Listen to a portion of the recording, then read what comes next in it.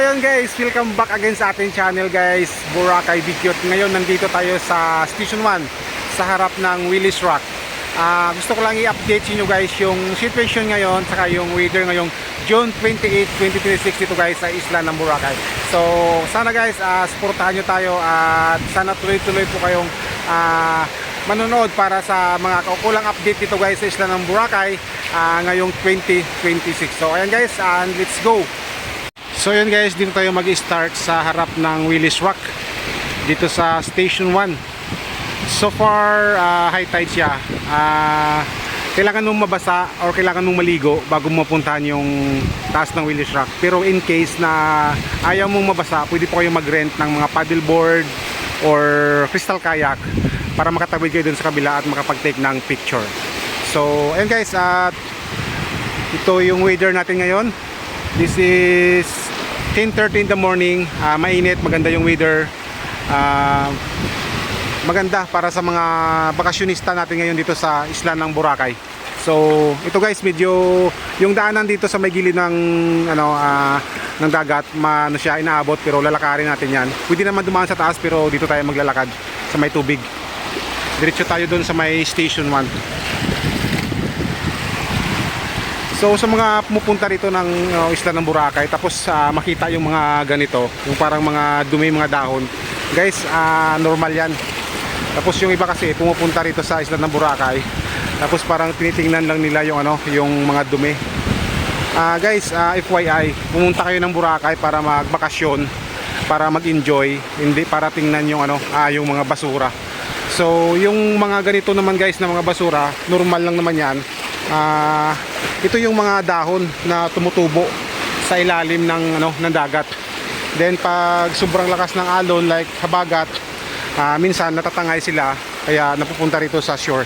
Pero don't worry guys, kasi pag low tide, then pwede siyang kunin, kinukuha yan siya ng mga lokal na mga nagtatrabaho dito guys sa isla ng Boracay. Hindi yan guys pinapabayaan. Talagang hindi lang mapigilan na magkaroon ng mga ganyan kasi once na habagat season, yung mga dumi na galing doon sa mga malalayo na part ng dagat at nagkataon na umihip na yung habagat, minsan dito yan napapadpad sa isla ng Boracay.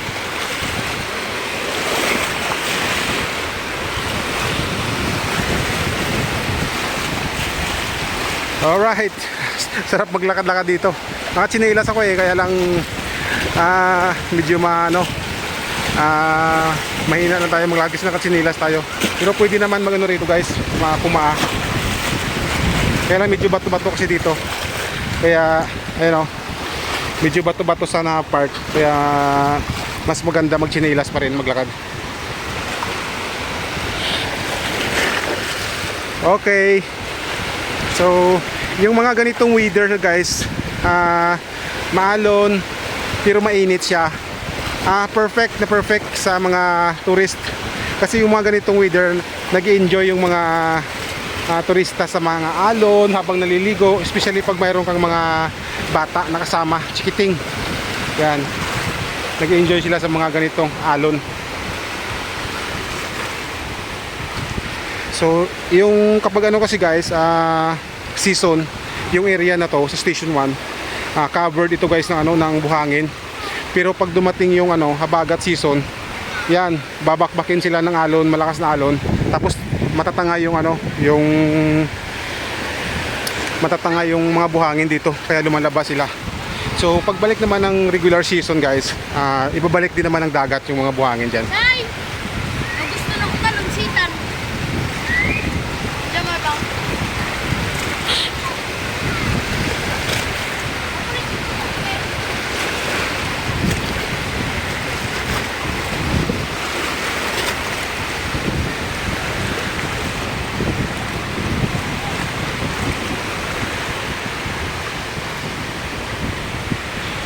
Pag dito ka dumaan guys sa gilid ng buhangin, parang bumabaon yung yung paa mo dahil sa sa lambot ng buhangin. So okay, ito na, pwede na tayo maglakad dito. Punta na to sa dun sa may malaking puno. the legendary na puno.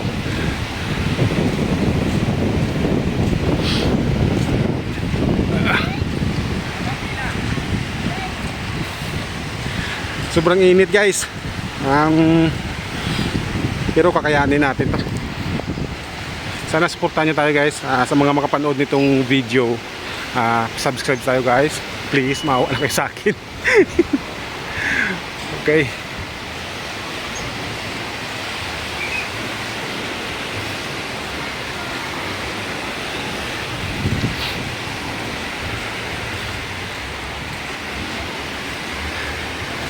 Dami mo talaga makikita dito guys, sa beachfront. Pag dumaan ka rito araw, umaga, hapon, lakad ka dito, dami mo talagang ma-encounter dito. Iba't ibang tao, iba't ibang lahi.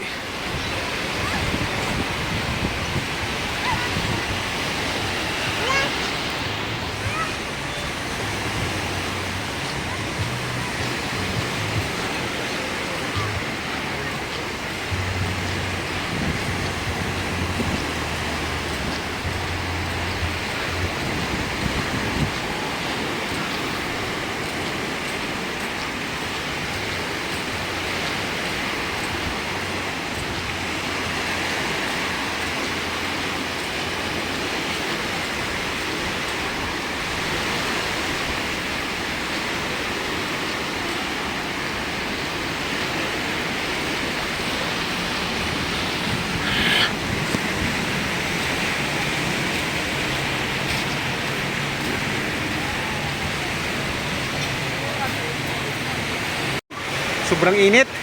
Pahinga muna tayo dito guys sa Jonas Shake. Ayan. Mag-order muna tayo ng isang shake tapos diretso na tayo doon. Sa may papuntang Dimol na tayo. Grabe init guys. Pahinga muna, hindi kaya. Tayo ng shake. Ito guys. Yung ayan. Watermelon mango. Yan.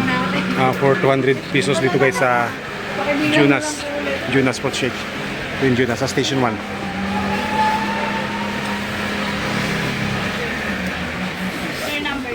Sige ma'am. So, number 21.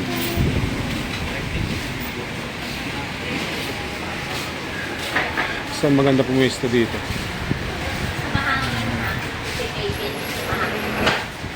Dito tayo. Para ocean view, char lang. Ito yung magiging view mo guys, oh.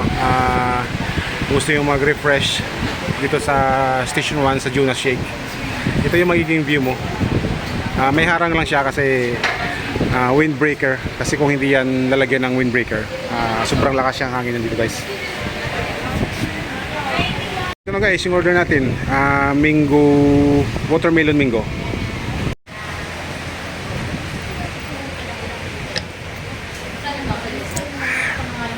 Sarap talaga ng guys, ng shake sa Jonas. Iba talaga yung lasa niya. Mayroon talaga siyang special ingredients na nilalagay, kaya mas lalo siyang hinahanap dito sa Boracay. Kapag Boracay, Jonas Shake yung mostly na hinahanap dito guys.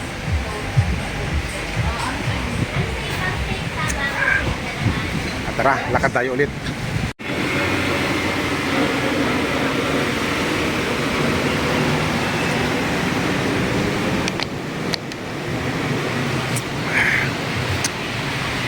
So ayun guys, nag-order muna tayo ng isang shake kasi sobrang init.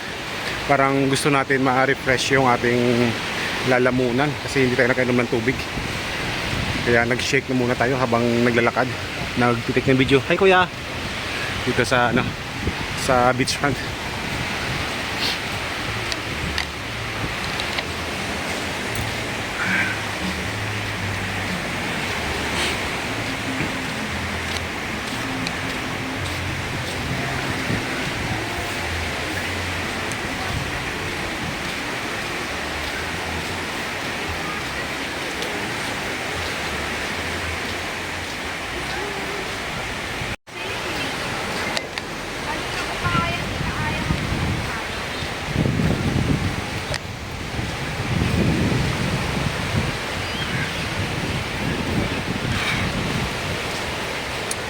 Jonas Fruit Shake. For 200 pesos.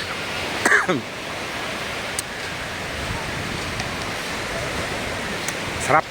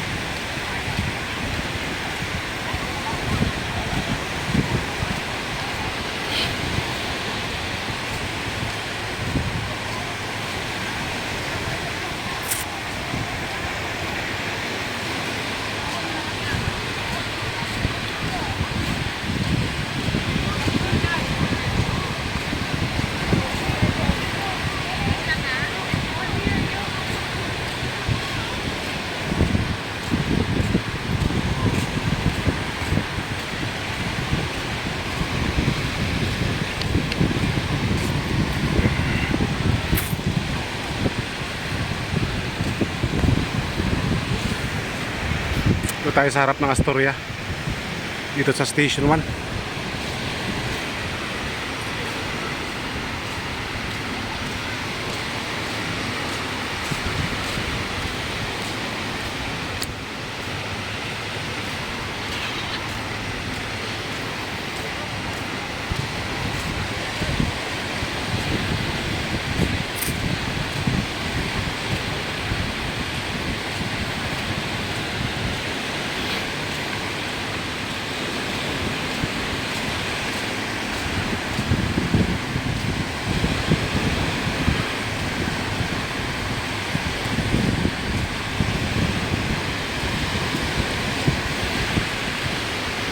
Korean dito guys, oh. Sinusulat niya yung gusto niyang isulat. Ano?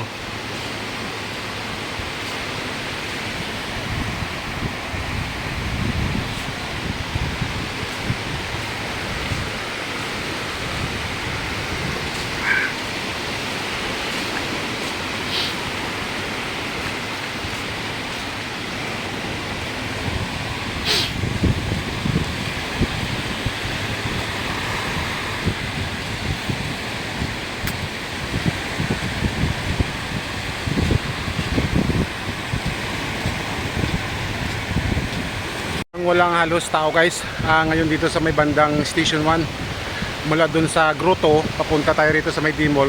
Dito nga tayo dumadaan sa beachfront, pero wala tayong halos na ma-encounter na sobrang dami ng tourist pag ganitong oras.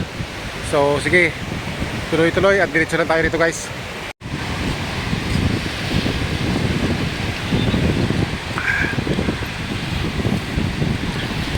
Kahit makikita nyo guys, no, hindi siya ganoon kadami yung naliligo ngayon dito sa may bandang Station 1.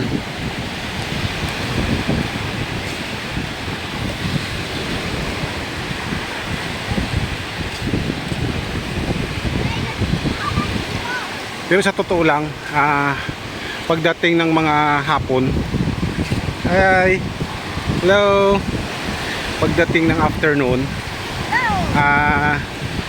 kapag nag low tide, halos lahat ng halos lahat ng tourist dito yan nakatambay sa may sa beachfront, basta pa sunset na.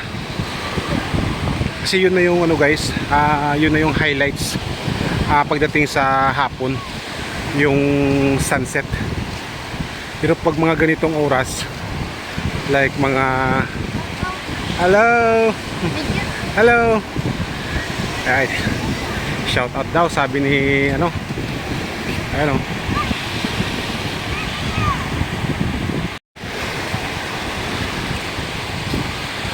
May mga ilan lang na mga nakatambay dito sa may mga ilalim ng puno para hindi mainitan. May mga ilan din na diyan naliligo. Kahit mainit, okay lang. Ini-enjoy na lang yung yung Boracay moment. Tulad ng mga yan guys, ayan, mga naliligo. Ilan lang.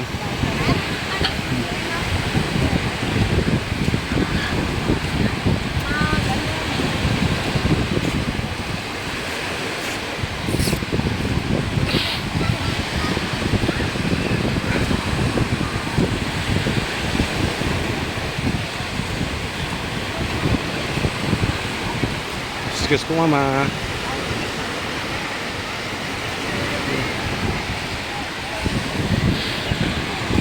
Meron din dito nagbibinta ng mga buko ito.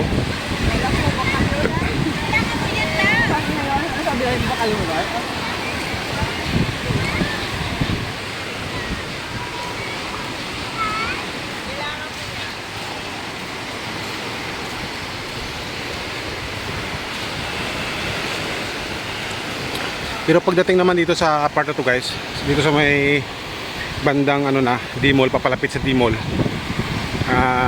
Madami-dami na rin, madami-dami naman yung tao dito. Ito yung mga crystal kayak, paddleboard na katambay lang sa gilid. Kasi walang walang nagre-rent. Yan. Dami ayan. Ito. Nakatambay lang diyan sila guys dahil walang nagre-rent.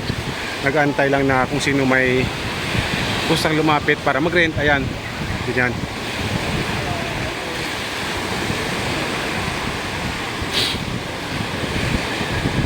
Dito guys, kahit papaano maraming tourist dito sa harap ng Crystal Hinan Crystal Sand.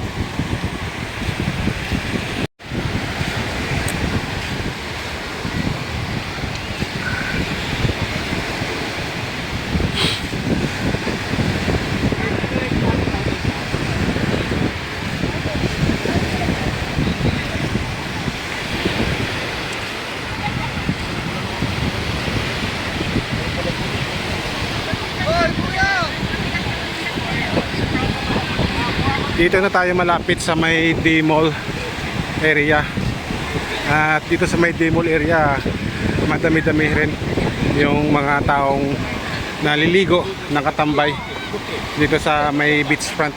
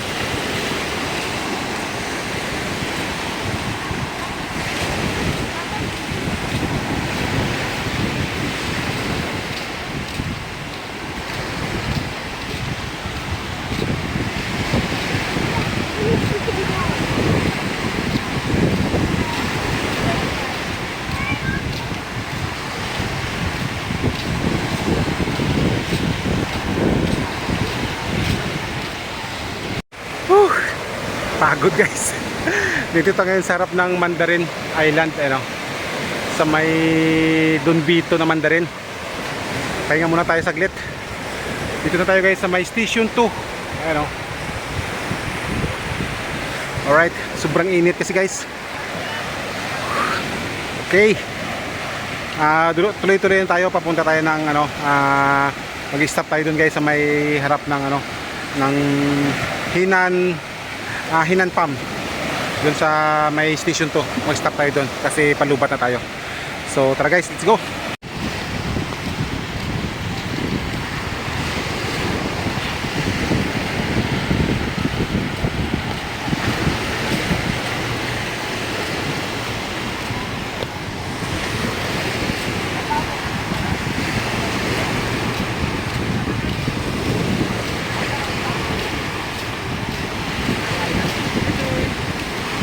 Hi, yeah.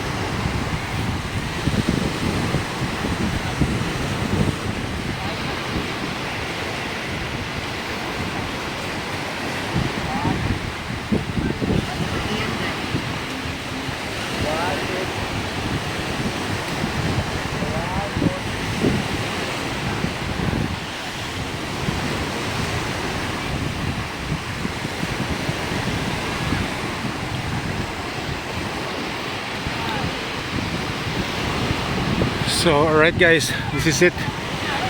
Dito na tayo sa harap ng ano, Hinan Palm. So dito na muna mag-stop yung ating beach walk dito guys sa isla ng Boracay ngayong June 28 at around 10:30 in the morning. At ngayon ay nag-start tayo ng 10:30 at ngayon ang oras ay